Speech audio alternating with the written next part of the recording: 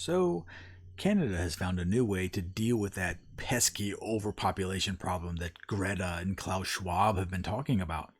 It's so easy. Just change the laws so that people who aren't quite feeling 100% can find an easy way out, and the government will help and finance it.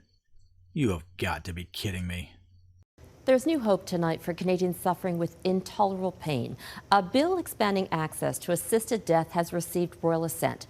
Those who aren't near their natural death now have the right to seek medical assistance in dying. But as Heather Yerkes West reports, some groups feel the new law puts some vulnerable Canadians at risk. Janet Hopkins has been living with a serious autoimmune disease for the last 13 years. She says she lives in constant pain. Since last February, I have been thinking of suicide. I've talked to my family about it because the pain is excruciating when you get a flare-up. Because her condition was not life-threatening, Hopkins had not been eligible for a medically assisted death. But with the passing of Bill C-7 on Wednesday, that all changed. I started to cry because I've wanted this for so long. Under the new law, intolerably suffering Canadians who aren't near death become immediately eligible. It also removes a requirement that patients be able to give final consent at the time of their death. And that's wonderful because what's happened in the past is many people have had to opt to take their death early in order to avoid that situation because they were at such fear and risk of losing capacity. The government had until next week to bring the law into compliance with a 2019 Quebec Superior Court ruling that found Canada's previous law was unconstitutional. In 2 years, access will also expand to those suffering with severe mental illness, something opponents worry will put vulnerable Canadians at risk, particularly those from Indigenous communities, where mental health supports can be difficult to access. It sends a culturally and socially acceptable message that suicide is one option to end one's suffering, and that is contrary to our message that we're sending to our youth. The new law requires people not facing imminent death undergo a 90-day assessment before a medically assisted death can be accessed. So here we go, Canada. You've got the green light to take an early exit if you are in pain, or sad, or just don't feel like going on anymore. Boy, there sure is a lot about that short news report that stands out. First off, I'm not a monster. That woman going through daily excruciating pain is horrible. There's no other way about it. But the part I'm confused about is if she has already thought about it and spoken with her family, why does she need to seek government approval? I mean, if that's something you want to do, you can just kind of do it. And if it's against the law, what are they going to do? Put your corpse in jail for breaking the law? It's the pure definition of a victimless crime. Have Canadians gotten so sheep-like they need to ask Big Daddy government for permission to do everything? That is so weak. Number 2, they removed the part where the, air quotes, patient needs to give final consent. What's that about? It seems like there's some room for confusion at best, and opportunities at worst. 3, they are also rolling this out in the near future for those with mental illness.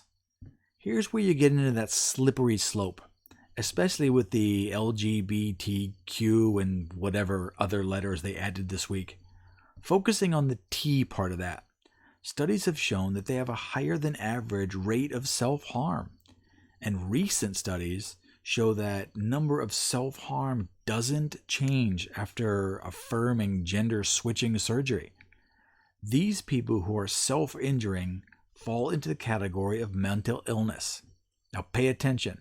I am not saying that trans people are mentally ill.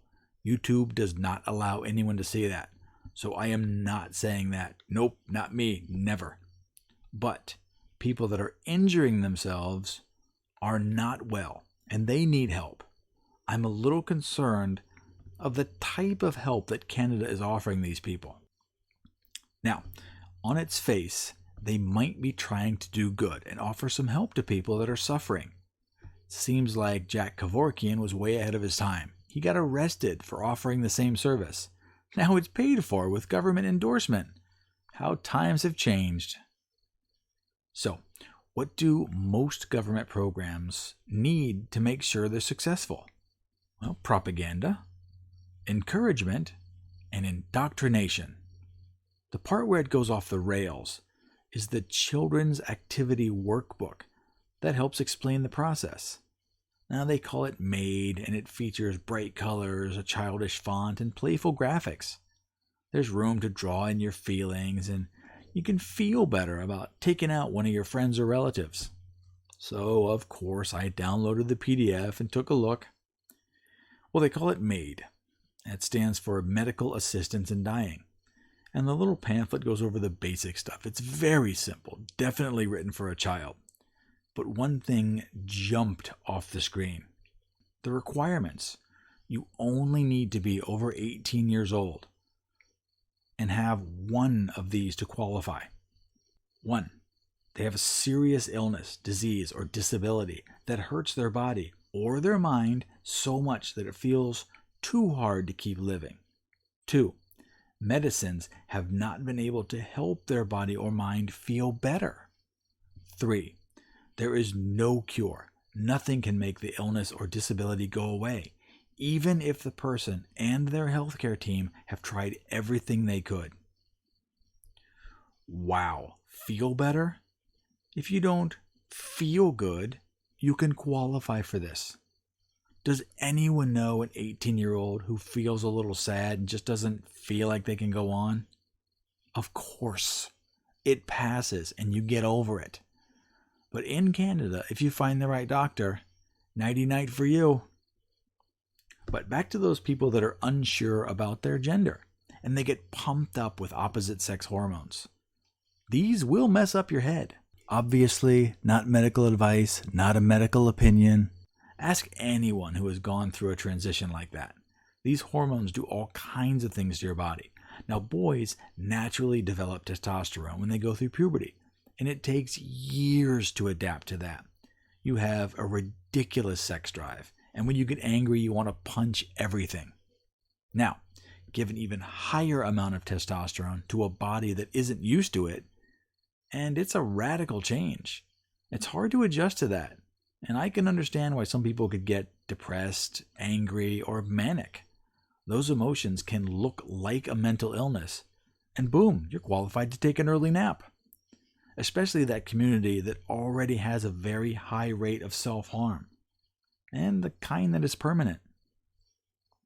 So, if you ask Greta and her green new ideals, or Klaus Schwab and his great reset, they have been pretty clear that they want to reduce the population. So this seems like a pretty good way to get those results. Now, I'm not sure what it is about leftists, but why do they want to offer a dirt nap to so many people? It could be anything from late-term abortions to late-stage-of-life inconveniences. When parents get older, they need more help. You need to help with bills, groceries, sometimes getting to appointments. It's all kinds of stuff. As they get older, they need more help. And if you are making them feel guilty and encouraging them to exit stage left a little early because it's affecting your life, you're a garbage person. But I can see that happening, especially because they are indoctrinating kids into accepting this as an option from a very early age.